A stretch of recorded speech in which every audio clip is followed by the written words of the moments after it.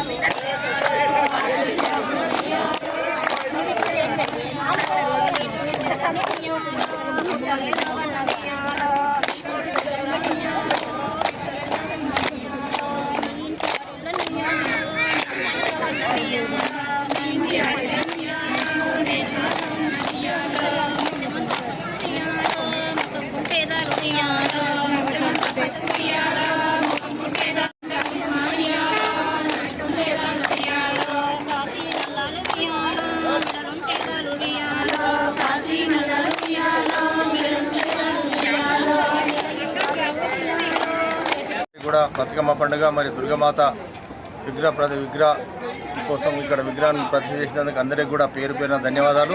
ఎందుకంటే బతుకమ్మ పండుగ మన తెలంగాణ పండుగ కాబట్టి అందరం కూడా సుఖ దుఃఖాలతోటి ఉండాలని చెప్పేసి కూడా భగవంతుని కోరుకుంటూ మరి ఇక్కడ దుర్గమాత మనం 22వ తారీఖు నుంచి కూడా ఇలా 5 తారీఖు దాకా కూడా ఇక్కడ దుర్గమాత పూజలు కూడా జరుగుతున్నాయి, నవరాత్రులు కూడా జరుగుతున్నాయి. కాబట్టి అందరం కూడా సుఖ దుఃఖాలు ఉండాలని చెప్పేసి కోరుకుంటూ రామేశ్వరం బండ ప్రజలందరికీ కూడా, ఎందుకంటే రామేశ్వరం బండ ప్రజలు కాలనివాసులు ఇక్కడ ఉన్న వాళ్ళందరూ కూడా పేరు పేరున అందరికీ కూడా ధన్యవాదాలు తెలుపుతూ